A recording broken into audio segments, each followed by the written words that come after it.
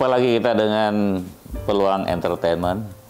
Hari ini kita mau ngobrol sama pengusaha kondang dan Ketua Umum Kadin, juga CEO dari Suri Nusantara Jaya Group, yaitu Ibu Hajah Diana Dewi, sarjana ekonomi.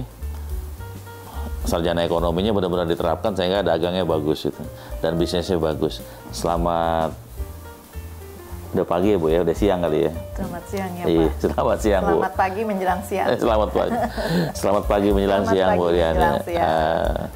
Bu, kita mau bincang nih. Tentunya kalau ngobrol sama Bu Diana ini, kalau bukan persoalan ekonomi pasti persoalan yang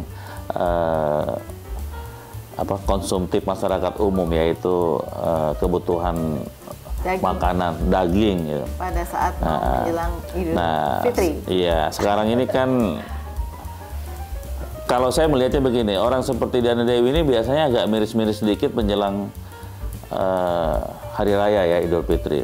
Ketika pasokan daging berkurang katanya, atau sebenarnya tidak berkurang lagi, tapi harga daging tinggi.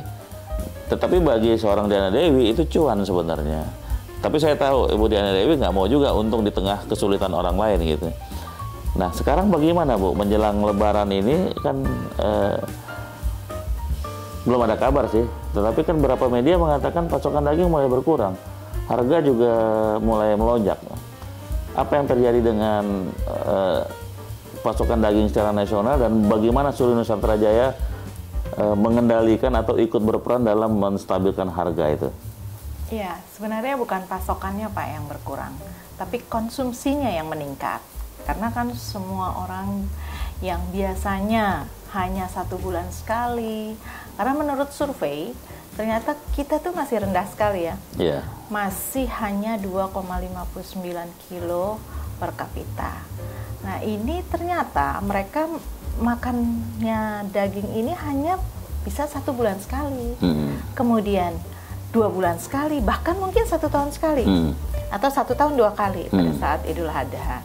Nah inilah yang mengakibatkan konsumsinya meningkat, otomatis prinsip ekonomi. Jadi harganya naik. Nah harga naik ini biasanya ya karena memang tadi saya sebutkan konsumsi. Kalau produknya sendiri cukup, kalau sampai produknya tidak cukup, itu bukan cuma masalah harga, saya rasa. Kita juga akan chaos ya.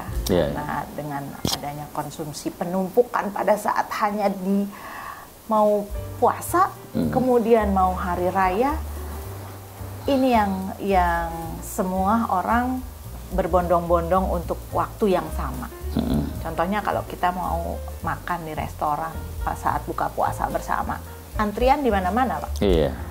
Karena waktunya bersamaan, orang ingin itu. Nah ini juga konsumsinya ini semuanya pada saat itu, sehingga saat melayani dengan kemampuan yang hanya seperti biasa-biasa saja, berarti kan harus juga punya penambahan tenaga kerja mungkin di pasar dan sebagainya. Nah ini yang mengakibatkan pasti akan terjadi kenaikan harga. Iya.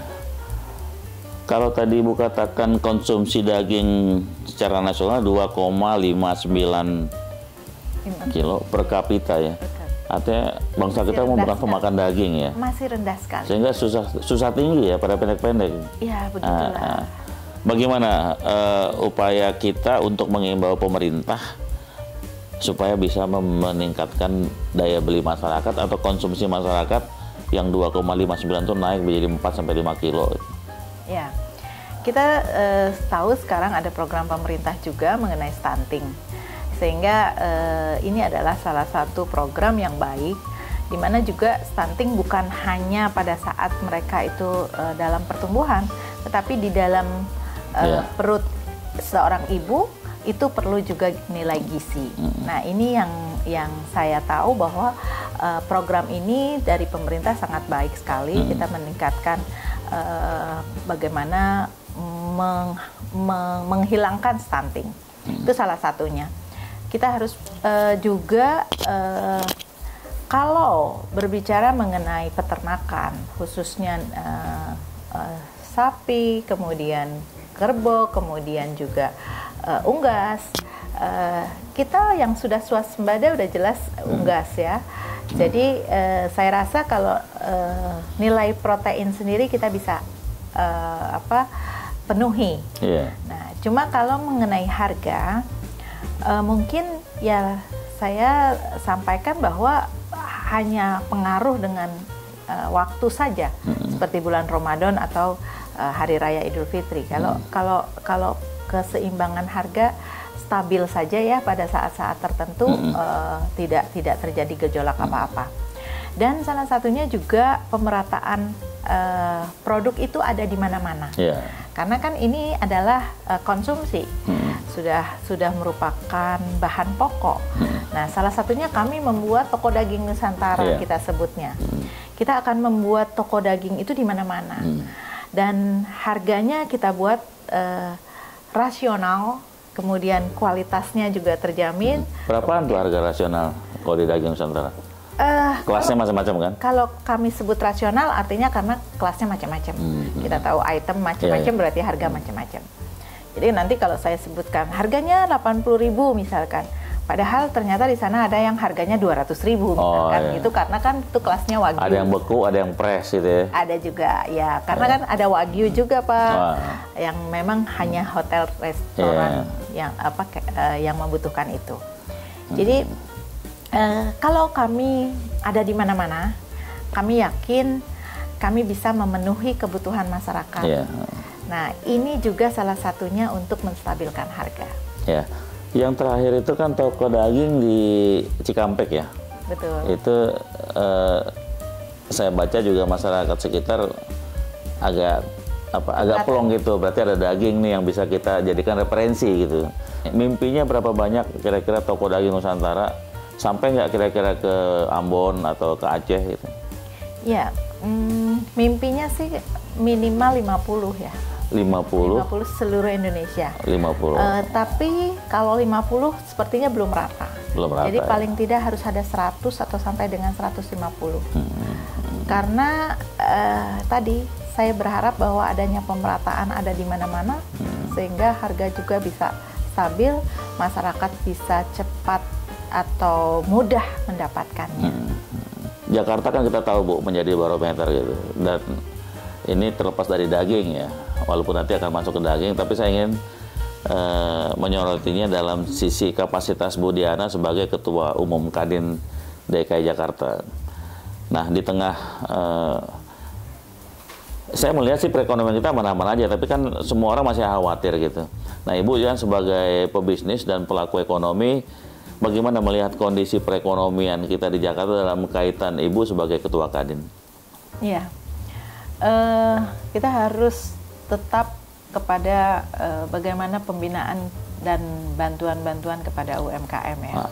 Itu penting sekali, karena ternyata pada saat tahun 98 ekonomi kita terpuruk, UMKM yang menjadi tulang punggung.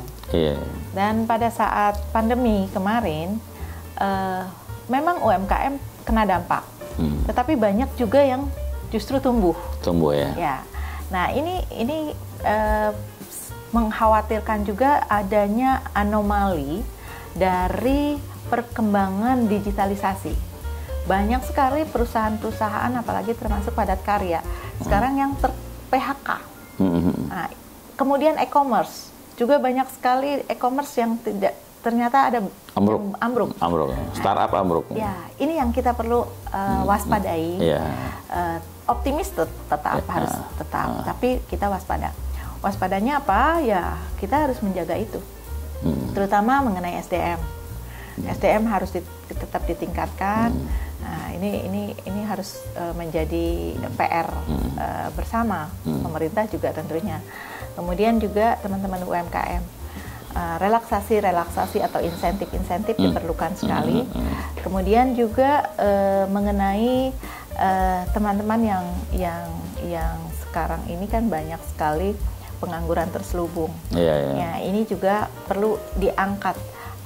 Sebenarnya masih bisakah dioptimalkan, sehingga nanti pertumbuhan ekonomi tidak terjadi resesi. Bu, kalau bantuan kepada UMKM itu idealnya dalam bentuk apa, Bu? Kalau dalam bentuk dana kayaknya nggak terlalu Bu ya. Akses kah atau semacam pelatihan yang diharapkan? Terutama oleh Kadin barangkali. Sepertinya lebih kepada akses ya. Akses ya, Bu. Ya. Dan bantuan di dalam ikut bagaimana mempromosikan produk itu sehingga produk itu bisa pemasarannya lebih besar. Bu, kalau Kadin berapa Bu sekarang anggota? Banyak kan yang UKM terutama ya Bu ya? Ya, kalau yang perusahaan aktif itu kurang lebih 5.000 lah ya. 5.000-an ya? Yang aktif ya, betul-betul aktif. Tapi yang terdaftar ya di atas 25.000 untuk DKI ya. Se-DKI aja? Ya, untuk DKI. Maksudnya 5.000 ini bisa menjadi kekuatan yang bagus buat pemerintah DKI Jakarta ya? Ya, ya itu yang tadi justru UMKM-nya ini yang perlu dibantu sekali. Kemudian juga dari pemerintah Provinsi DKI juga kita berharap bahwa pekerjaan-pekerjaan yang ada sebaiknya kan berusaha untuk bagaimana memaksimalkan belanja daerah ini. Lebih kepada untuk kita beli ke di alokasinya dibantu lah. Baik Bu Diana, sudah ngobrol-ngobrol dan berbincang dengan Peluang Entertainment, masukan yang sangat bagus buat teman-teman UMKM. Mudah-mudahan kita berdoa sama-sama himbauan Bu Diana bahwa pemerintah memberikan akses, bantuan itu berupa akses sehingga UKM itu tidak manja kalau dikasih bantuan duit gitu, tapi akses itu. Terima kasih sekali lagi. Assalamualaikum warahmatullahi wabarakatuh.